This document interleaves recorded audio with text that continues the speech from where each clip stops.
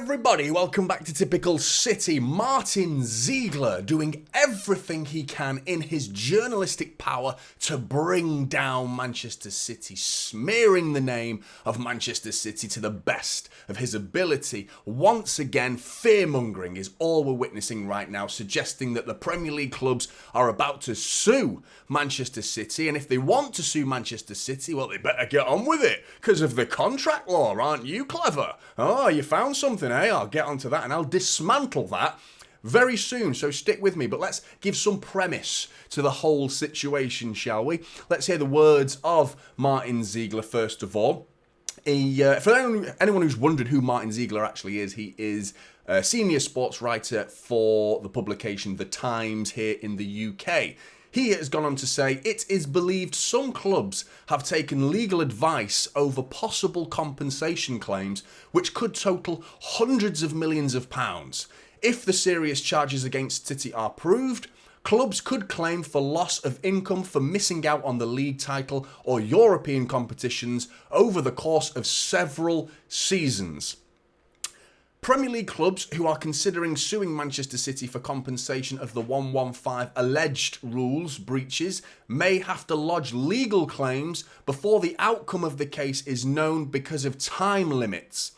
Legal experts, unnamed legal experts, have told The Times there is a 6-year limitation period for bringing a claim for breach of contract, which could apply in City's case and potentially expire in November. It will then be 6 years since the publication of the Football Leaks documents by the German website Der Spiegel. Now, apparently, it takes legal experts to bring this information to light, to bring the information to you guys, the average Joe, the average public, the average football fan who wants to find out and finally get a bloody answer as to what is going on with the 115 charges. It requires a legal expert to give you this information. Like, oh, what's he found here? That unbelievable bit of information on contract law. Wow. Well, Blues, this is why you are subscribed to Typical City. Those of you, the 17,000 of you that have subscribed to Typical City over the past year, big up to you guys and thank you very much to subscribing. And if you haven't already, this is why you should be subscribed to Typical City, because let's rewind the clock a little bit and show you a clip that I made on this channel 9 months ago on the 20th of November. The law will get involved eventually, and when the law gets involved, there is the British contract law. Again, I'm not a lawyer, but you and I, we can both go on the internet and find this information. If you want to point the finger at Manchester City, do it with facts. Don't do it with speculation and conjecture. Don't do it with that. Do it with facts. Come to me with facts, because I've got some facts for you. The contract laws of the UK are very, very ironclad, and it's very, very simple. The law in England and Wales specifies that anyone bringing a breach of contract claim has 6 years from the date of the breach in which to do so. With regards to a deed, you're given 12 years. This is not a deed, this is a contract with regards to Manchester City in the Premier League, and they've been given 6 years to do that. So 6 years from now, from today's date rather, is going back to 2017? Eventually, by the time this enters the court, they'll be out of date. These charges will be out of date, and this will immediately be thrown in the bin. So by that law alone, just that fact that contract laws have a statute of limitation that can only go back 6 years, as soon as that happens, even if we were the most guiltiest club in the world, which I have every belief that we're not, and this is just City just playing the game that the Premier League have set up. They laid the board out, we played the game. So apparently it takes a legal expert to find out about the contract law. Apparently. It's pretty shambolic that Martin Ziegler has gone on into his publication and listed an unnamed legal expert. At least we've got legal experts coming out and showing their face, putting their name to these words, man. Like, let's show yourself. Hiding behind a publication. I mean, a legal expert, an unnamed legal expert. I found that information 9 months ago. Now, first of all, the contract information that you're talking about, you have spun it to make it a fear-mongering article, to stick the knife in Manchester City, which is the pattern that Martin Ziegler very much is stuck with. He has absolutely nailed his colours to the mast to make it clear to everyone he does not like Manchester City and he wants to see us charged into oblivion, and relegation is the bare minimum that Manchester City deserve, according to Martin Ziegler. He very much has carried on that theme with this article. But the point that he's gone with here has really shot himself in the foot a little bit, made a little rod for his own back potentially, because as I highlighted, the contract law is very much part of the case from a City perspective as well. The fact that phrase, rules are rules, and these are the rules you signed up to, Manchester City. Well, contract law, as Martin Ziegler very much wants to highlight to everybody, that the contract law will destroy the chances of clubs being able to sue Manchester City.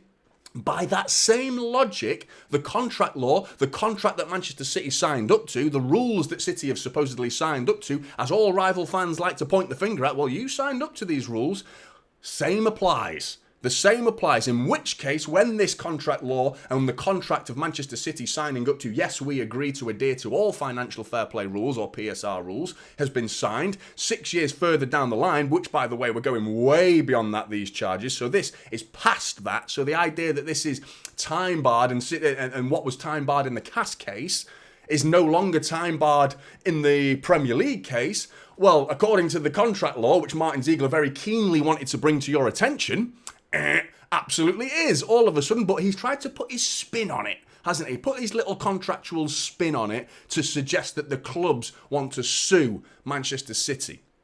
Okay, now that is nothing more than fear-mongering, because if they did want to sue Manchester City, they surely would have to wait for the outcome. Because if you go into a court case and you sue Manchester City without the outcome being known, someone apply logic to that. Explain to me how you can sue an entity like Manchester City, how you can sue them, yet they've not been proven guilty in any sense of the word. There is no guilt associated with Manchester City, pure accusations and allegations. So to sue them for an outcome that is not yet there implies that there's going to be an outcome like that. That's all that he's doing. There is absolutely no truth to this whatsoever, and it's purely continuing the theme of it's a slow news day, so let's stick the knife in Manchester City. Rules are rules. We've even recently seen the Richard Masters interview where it's resurfaced all of this 115 stuff, and everyone's gotten giddy once again about the possible date, which is all over the place, by the way. So it doesn't surprise me in the slightest to know that with the smallest bit of information, and we're talking about a spectrum of dates which ranged from when they first came out to it's going to start in November, when the decision could be made by December, to, well, actually that could be March, actually no, spring, oh no, wait, what about the appeal, oh no, then yeah, going into autumn, maybe by the end of 2025. So that's helpful. That's really helpful, isn't it? A whole year of dates could be possible outcome for Manchester City. That was helpful. That's 2 or 3 days worth of publications and videos and announcements from all sorts of areas. And I don't blame them, to be fair. I'm doing it right now. I'm talking about this case. But I only have to sit back and wait for these people to come out with this bollocks like this so I can then dismantle it. And I enjoy doing it. I can't lie to you. It's quite fun. But the Richard Masters interview as well was absolutely dumbfounding to me. Well, it's not really, is it? It's not hardly surprising to see him dodge such questions, really wiping the sweat off his brow as Jim White was asking questions, as well as the Sky Sports interview as well. We saw that.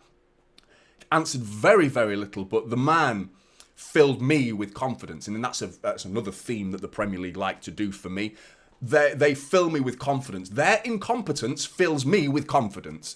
And I love that about the Premier League, because they have just bumbled their way along this whole court case while City have just quietly gone about their business, quietly, and it's about to go down.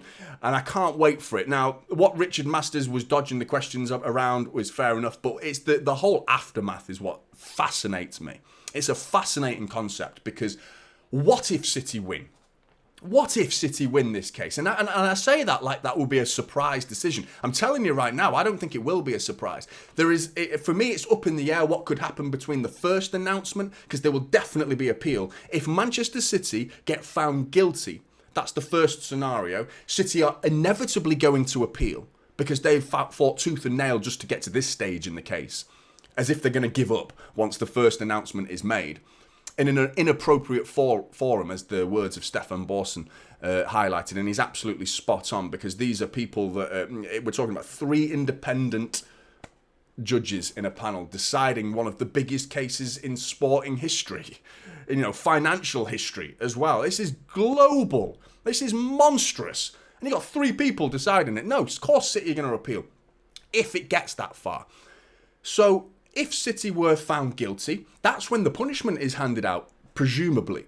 That's my understanding of it. A punishment would then be given to Manchester City. If that punishment is therefore relegation, we go down into the Championship. Ha ha, says everyone else in the rest of the footballing world. City getting what they deserve, apparently. What if we appeal and then succeed? Okay? What are you going to do? The Premier League. What are you going to do? You're going to give us 30 points for the next season to give us a guaranteed promotion next season, or just straight out and out plonk us back in the Premier League? Cherry pick some random team in the Premier League?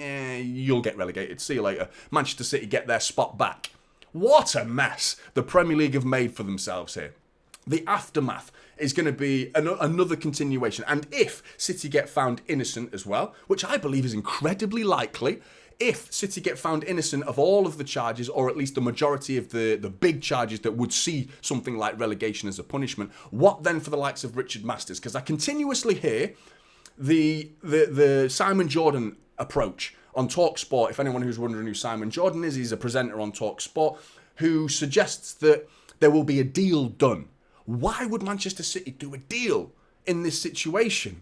Why would they get this far? And the only reason for a deal in this situation is to create decent optics, to create a decent outcoming image for the Premier League, not Manchester City. Because we're the defenders. They're the one who pulled the trigger, the Premier League. They're the one who started the whole thing. They pointed the finger, they made the accusations, and if they get proven wrong, they look like the idiots who've dragged this on for well over a year now. Since February the 6th of 2023, they have dragged this on for well over a year now, looking like this could go into 2, possibly even 3 years of organising this absolute shit show. And then all of a sudden we make a deal with them. As if we would do that. What will happen is you would see Premier League executives, Richard Masters, of course, gone. They would leave their position. Multiple executives at the Premier League would have to leave their position at the Premier League. Why would City want to rectify that relationship? When you're talking about repairing a relationship by doing a deal, getting back into bed with the Premier League, as if City would do that, and the Premier League will lose their power, or those individuals that are currently in power at the Premier League, your Richard Masters, they will lose their position. Manchester City will not do a deal with these people. They will say, see you later. You've lost your job. You're gone. Whether it's... who hires Richard Masters is a fascinating project. Who brings these people into position? Are they voted in? I have no idea how that works. How you get to be Richard Masters. Do you just work your way up, and who decides you get that job? Absolutely fascinating concept. But one thing's for certain, if City win, he will not have that job no longer, and there's no way Manchester City will be doing a deal. Back to Martin Ziegler as well, just to reiterate my point. Fear-mongering is all this is. Blues, get in the comments below. Let us know your thoughts. When do you want this case to be sorted? Presumably tomorrow would be nice. Not going to happen. But let us know in the comments what you think about this absolute mess. And are you as sick of it as I am? Get in the comments. Let us know your thoughts. Like and subscribe to Typical City, and I'll see you in the next one. This is Typical City now, holding up silverware.